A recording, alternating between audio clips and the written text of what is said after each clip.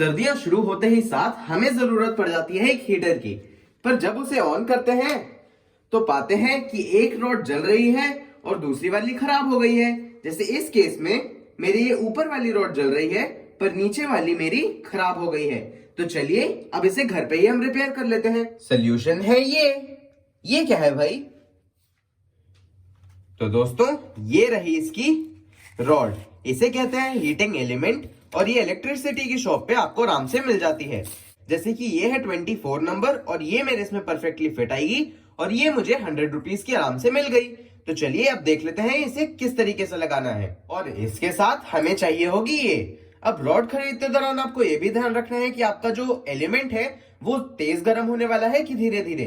जैसे कि आपने देखा कि ये बहुत आराम से जला था, इसीलिए आपको उसी हिसाब से देख लेना है कि आपको रॉड कौन सी लेनी है। तो चलिए अब भैया की मदद लेते हैं इस हीटर को खोल के इसको लगाने के लिए। सबसे पहले हम लोग अपना मेन वाला अलग कर लेंगे और फिर इसको ऐसे पलटा के इसके सारे स्क्रूज खोल लेंगे। मेरे केस में 5 स्क्रू हैं, इसीलिए मैं अपने 5 स्क्रू आराम से खोल लूंगा।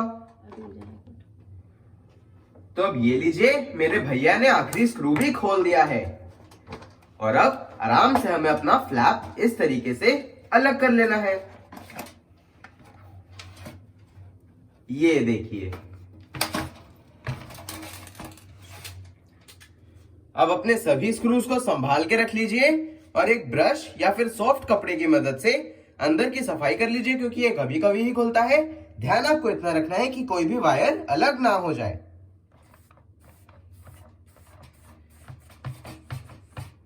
तो चलिए अब बारी आती है इस टीन को हटाने की। अपने स्क्रूज को खोल के अपने सभी स्क्रूज को मैं कुछ इस तरीके से एक कटोरी में इकट्ठा करते जा रहा हूं।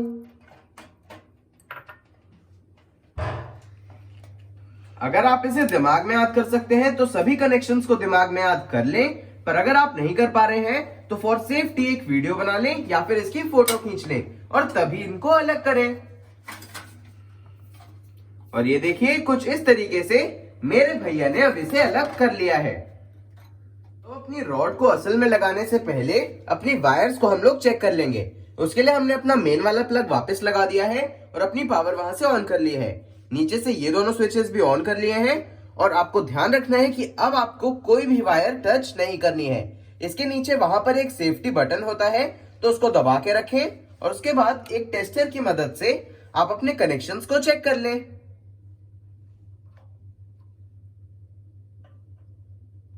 तो अब आप देख सकते हैं कि मेरे भैया कुछ इस तरीके से अपने कनेक्शंस को चेक कर रहे हैं। तो अब चेकिंग के बाद हमने अपना मेन स्विच वापस अलग कर लिया है और अब मैं पिक्चर में ला रहा हूं अपना प्लायर क्यों? क्योंकि ये जो होते हैं ये आपके स्क्रूज होते हैं और इसको आप प्लायर की मदद से या फिर जो आपका रेंच होता है उसके मदद से ही खोल सकते हैं। पर क्योंकि ये बहुत छोटे होते हैं और इसका साइज मिलता नहीं है तो plier would be a better option. तो चलिए अब अपनी खराब रॉड का ये वाला खोल लेते हैं। दोस्तों जैसा कि आप देख सकते हैं कि मेरे भैया ने ये स्क्रू खोल लिया है और ये वायर भी अलग कर ली है। अब आप जैसा कि देख सकते हैं कि यहाँ पर एक प्लेट लगी हुई है जिसने हमारी रॉड को पकड़ा हुआ है। तो अब अपने टिन को आप पूरा पलट लीजिए और उसके बाद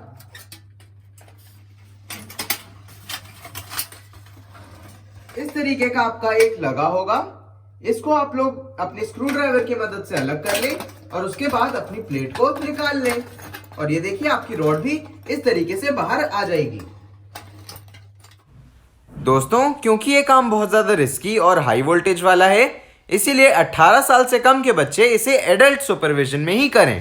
तो दोस्तों जैसा कि आप देख सकते हैं कि ये रॉड खराब हो चुकी है। आप देख सकते हैं कि इसकी जो फिलामेंट वाली तार है वो अपने दूसरे पोर्ट से एकदम अलग हो चुकी है। इसका मतलब कि अंदर ज्यादा गर्मी की वजह से पिघल गया होगा। तो चलिए इसे अलग कर लेते हैं और अपनी नई रॉड को लगा लेते हैं। अपने काम को शुरू कर लेने से पहले ही आप अपनी रॉड को कुछ इस तरीके से लगा के देख लें कि ये आ रही है कि नहीं आ रही है। मेरे वाले में परफेक्टली आ रही है, इसीलिए मैं अपना काम आगे प्रोसीड कर सकता हूं। आपको अपनी लेंथ का ध्यान रखना है, आपकी मोटी या फिर पतली ऐसा कुछ भी नहीं है। दोस्तों जैसा कि आपने नोटिस कर ही लिया होगा, हमने अपनी रॉड को निकालने के लिए सिर्फ एक साइड की प्लेट को अलग किया था। ऐसा हमने इसलिए किया था क्योंकि हमारी रॉड इजीली स्लाइड आउट हो गई और हमें अपनी दूसरी वाली प्लेट को टच करने की जरूरत ही नहीं पड़ी। तो अब जिस साइड से हमने अपनी प्लेट को खोला था उसी साइड से हमने अपनी रॉड को अंदर स्लाइड इन कर दिया है और आप देख सकते हैं कि ये बहुत आराम से चली गई। अब थोड़ा सा आपको घुमा फिरा के इसको अपनी दूसरे वाले प्लेट के होल में एग्जैक्टली फिट कर लेना है और ये देखिए इस तरीके से हो गया। आपकी जो रॉड होती है उसमें साइड में आपके 2 नट्स लगे होते हैं, उसमें से एक नट को खोल के आप अपनी कटोरी में डाल सकते हैं। तो दोस्तों आप भी कुछ इसी तरीके की सिचुएशन में अब आ गए होंगे। आप लोगों ने अपनी वायर डाल ली है, अब ऊपर से डालनी है आपको एक रिंग और फिर ऊपर से अपने नट को टाइट कर लेना है। यहाँ पर मैं आपको ये बताना चाहता हूँ कि आप नट जितना अच्छे से अच्छा हो पाए उतना अच्छे से अच्छा टाइट कर लें। ऐसा क्यों? क्योंकि अगर बाद में ये खुल गया तो वैसे केस में आपको अपना काम वापस करना पड़ेगा। अब दूसरे साइड की वायरिंग कर लेने से पहले आपको अपनी प्लेट को लगाना होगा।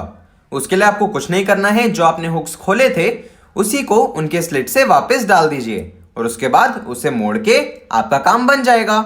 इसके बाद आप लोग इसमें अपनी वायरिंग भी कंप्लीट कर लें। प्रोसेस वही सेम रहेगा, जैसे आपने पहले वायरिंग की थी उसी तरीके से वापस कर लें।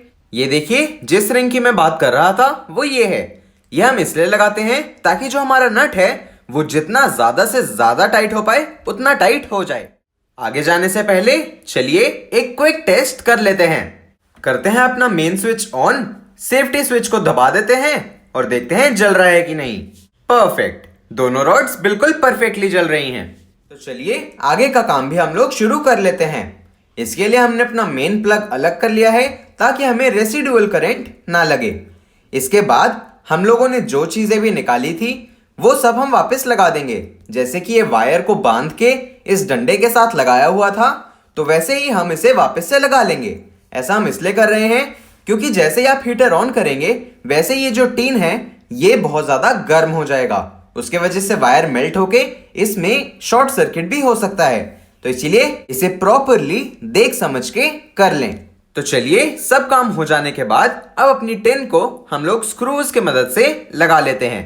उसके लिए सबसे पहले अपने नीचे वाली जाली की प्लेसमेंट चेक कर लीजिए, उसके बाद अपने टिन को लगाइएगा। आपका टिन बहुत ज्यादा डेलिकेट होता है इसीलिए इसमें आराम से आपको काम करना है, वरना आपकी टिन यहाँ पर डैमेज भी हो सकती है। तो अब बस स्क्रूज लगा के इसे कस दीजिए। तो मेरे भैया ने सारे के सारे स्क्रूज लगा दिए हैं। हमने यहाँ पर अपना एक छोटा मैग्नेटिक वाला स्क्रू ड्राइवर यूज किया है क्योंकि इसके स्क्रू लगाने में हमें थोड़ी सी दिक्कत हो रही थी। अब सारे स्क्रूज लगा लेने के बाद हम इसके ऊपर वाला फ्लैप बंद करके और फिर अपने जो बाकी के रिमेनिंग स्क्रूज हैं उनको भी लगा के अपने हीटर को अच्छे से जोड़ लेंगे। तो अब हम अपने फाइनल स्क्रूज लगाने के पहले भी चेक कर रहे हैं कि रॉड जल रही है कि नहीं, ताकि अगर यहाँ पर खराबी आ जाए तो हम इसे वापस से ना खोल के बस यहीं से अपना काम वापस कंटिन्यू कर पाए। तो अब दोस्तों क्योंकि सभी इलेक्ट्रिसिटी का काम खत्म हो चुका है इसीलिए आगे के स्क्रूज लगाने का काम मैंने टेकअप कर लिया है।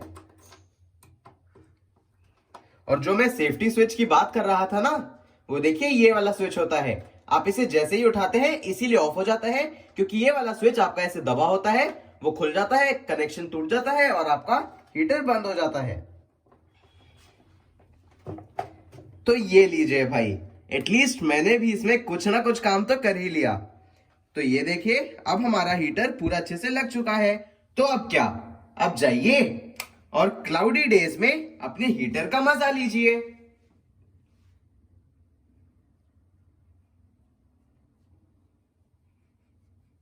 तो देख लेते हैं हमने फाइनली क्या क्या यूज किया।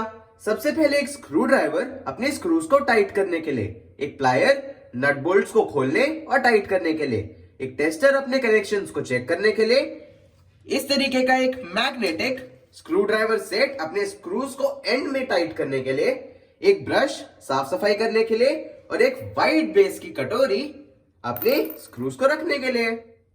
Happy connections.